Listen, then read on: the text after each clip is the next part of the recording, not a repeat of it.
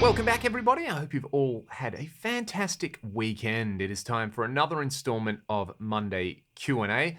I'm still here, alive and kicking. As you can see, there was a rather awkward moment this week where I did an interview with a local paper called the West Australian, which also has an outlet called Perth Now. And I was interviewed because a local venue called Badlands Bar, which is one of my favorite venues in the city, has announced that they're going to be closing because their public liability insurance has massively increased. It is a huge loss to the alive scene in Perth and to the local music community.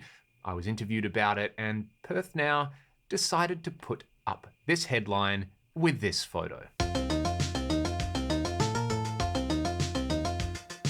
Not the best choice of words there, Perth Now. Thank you, though, to everybody who sent me a message during the week wishing me well. A bunch of my friends actually saw the headline pop up on their social media feeds and, kind of said they had a heart attack. So I did get a bunch of really lovely messages. It is nice to know people are glad that I'm still alive. I'm certainly glad to be alive and healthy. And I'm certainly glad for all of you who watch the channel, listen to the podcast, and take the time to go and check out everything else I do musically as well.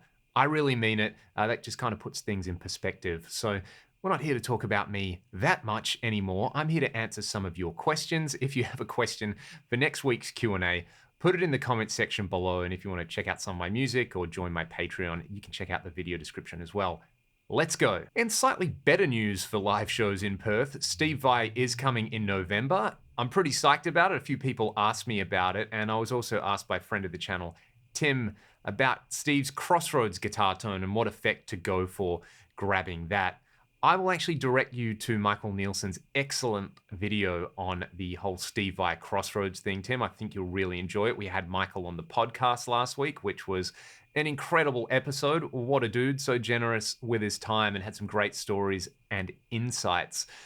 But yeah, Steve coming to town. I don't think I've actually seen Steve Vai live, which I kind of can't believe. I've been to one of Steve's clinics, which was amazing and would highly recommend anyone going to. It's not just a bunch of guitar noodling. There's some really great life and career advice in there. So I really enjoyed that. But I've still actually just never seen Steve do Steve's show live. So pretty excited about that. Going to try and track him down and get him on the Gear podcast. That might be a bit of a moonshot, but I'll see what I can do because that would complete me in a certain way. Growing up, Steve Vai was one of my ultimate idols, and I'm just pumped to be able to get to see Steve do Steve's thing live. Should be fun. Speaking of guitar maestros, my thoughts on Brandon Ellis. Big Brandon fan, incredible player with amazing technique. And if you haven't watched Brandon's guitar collection video that was up recently, go and check that one out. Brandon has all the best 80s style guitars in there, the sort of signature model Crackle Jacksons. And then as Brandon was going through the collection, I was like, oh, of course, yeah, you're a Super Strat fan. You're going to have one of these. You're going to have one of these. There was a super rare Hamer in there. There was some really cool old Fenders from the hair metal era. Obviously, the Jackson collection in there. It was just a beautiful thing. Again, someone I would love to have on the Gear podcast at some point. So if anyone is aware of how to get in touch with Brandon, let me know and I'll reach out. But yeah, just an incredible player, a very good teacher and instructor as well. And just kind of seems like a pretty down-to-earth, decent person as well. So the full package. Last week, we talked about the best and worst Marshall amps, and I was asked about my favorite Marshall amp models in the Fractal ecosystem. I would say my favorite Plexi-related circuit in there is the 6CA7 Plexi, the 50-watt one. I've done a bunch of videos with that one. I love that for kind of old school 70s rock tones. But I think my favorite one in there at the moment is actually the Brit 800 mod. So it's based on, actually, I think a 2204, so a 50-watt JCM 800 with a bunch of kind of popular mods on there. I'm actually not too sure what the mods are, but I've been loving that amp. I actually did a video on the FM9 a couple of days ago where I built a preset using a Mark Series Boogie for the left channel and the Brit 800 mod for the right channel, and I thought it sounded pretty huge. I've put that preset up on Exchange if you want to try it, and if you want my free IRs, they're linked in the video description as well. While I'm shilling things linked in the video description, I was asked about the backing track that I was playing over in the Strymon BRIG demo video that I did last week. Love that pedal. Like anything Strymon, it is super inspiring to play with. Kind of gave me a Gilmore vibe, so I cooked up a Dogs style backing track. That's what I was playing over, and you can grab all my backing tracks as well as some exclusive lesson content, some sort of concert footage that I don't put up on the channel, as well as some guitar tab for ragdoll songs, and you can ask me questions and message me and interact on there. That's all on my Patreon for as little as $1, or as we like to say down here, $1 do. You can get all those tracks and support what I do here, help keep the lights on and help keep my cats fed. Speaking of the BRIG, I've demoed some pretty awesome delay pedals recently. There's the new Strymon BRIG, the new Boss DM101, the new Boss SDE. I did a video with the Strymon DIG recently. Got a video with the Boss DD8 coming up as well, and I've got a bunch of other great delay pedals that I featured on the channel. The UA Effects Delverb and their Galaxy Space Echo as well, I did a video with recently. Lots of great stuff coming out. I was kind of asked, what do I like about each of those in relation to one another, and what do I prefer? So I did a video shooting at the SDE and the DIG, and they cover a lot of similar ground. They just sort of approach how you get there in a slightly different way. And I think if you want to get the SDE, that one's so plug and play. If you want the Van Halen thing, you can just go through Eddie's presets on there and have a pretty good time. It does wet, dry, wet routing. It's super flexible and versatile. And, if you want that 80s rack sound in a pedal with minimal fuss, that's the way to go. It does get super deep though. The DIG kind of has that starting point on there of 80s rack style delays, but like anything Strymon, it's really curated. So you kind of get your interest piked by, oh, I want an 80s style rack delay in a pedal. And then you dive in there and you just kind of get sent into a different universe with it. So I love the DIG as a tool for creative soundscapes, and I love that you can set up the delays to run in series, parallel, or have the awesome series ping pong mode in there. So I love that pedal. I need to try version 2 DIG at some point soon. So comparing, say, the BRIG and the DM101, I think is pretty similar. The BRIG gets you in the door with those analog style delay sounds, but then it just made me play stuff I wouldn't have anticipated. Whereas with the DM101, it's super easy to use. Everything is basically what you see is what you get per mode. They've got that variation control on there. It just sounds warm and dense. I think that's the only way I can describe it. The modulation on there in particular is voiced beautifully. Having a separate rate and depth control on there is really nice as well. I think the only downside is that because it is a true analog delay that is digitally controlled, it's only mono in. The BRIG's got stereo in. And then the UA stuff, again, it's kind of similar to the Boss DM, where if you just want a very, very good set of delays in there and you don't want to do too much more with presets or MIDI or anything like that, they just kind of nail the sounds. Like the Galaxy Tape Echo sounds lush and warm. The Delverb is an awesome combination of their kind of Starlight delays. I really like the Memory Man style sound they've got in there, and then their 224 kind of reverb emulation is just a beautiful thing. So the Delverb, I think if you want to delay and reverb, is a great way to go because you can have those two awesome modes at the same time on there. The Galaxy, if you want the Space Echo thing, Roland also make a Space Echo emulation that is pretty awesome as well.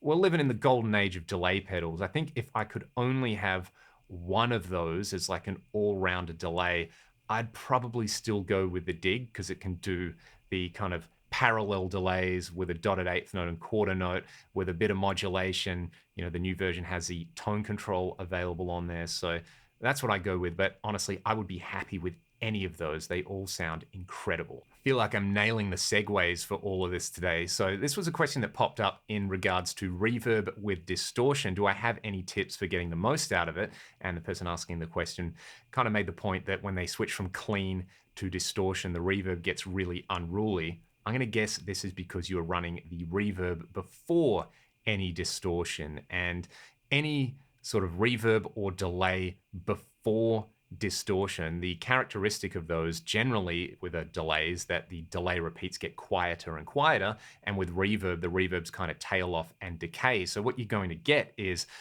that really lush tail getting distorted, but as the volume of the tail comes down, the relative amount of distortion is going to go down. The same thing applies with a delay pre-gain. You know, the first repeat is going to be nice and gainy, but then it's just going to sound cleaner and cleaner. If you want that effect, it's great.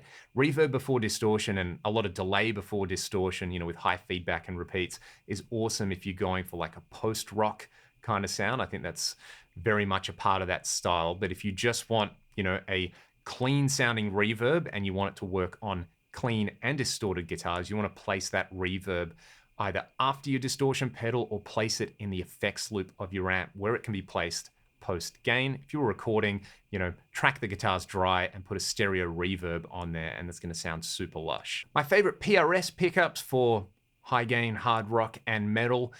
You probably all know how much I love my new DGT, so I'm going to say the DGT pickups work really, really well. The 245 pickups in my SC245 sound amazing as well. They're a little bit darker and kind of sludgier, whereas the DGT definitely has that classic telly on steroids thing going on. It's slightly brighter, which I don't mind with a lot of distortion.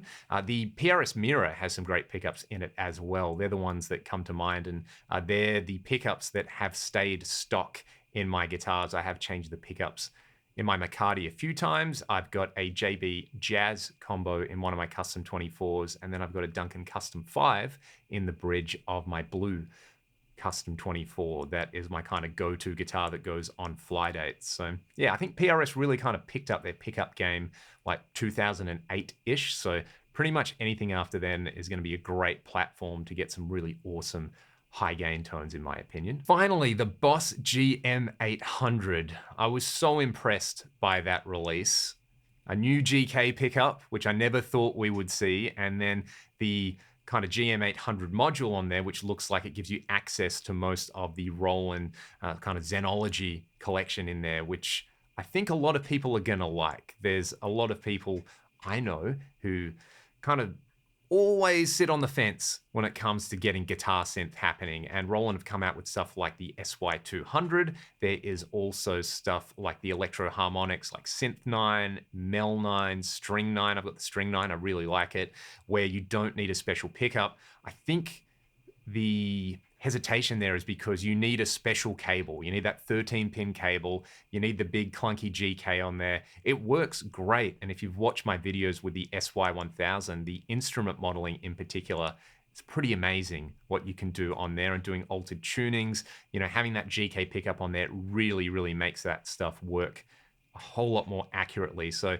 the fact that the pickup is really shrunk down and the sound module is quite small as well, I think might get some of those people down off the fence. I have one on the way. I can't wait to demo it. So let me know what you would like me to demo on the unit, whether it's tracking, whether it's sounds, whether it's how I would integrate it into my rig. I'm really curious to see if I can get that up and going, say for ragdoll stuff, and really integrate that GK thing into there, or whether I use it on a guitar for doing cover band stuff and just adding a little bit of spice.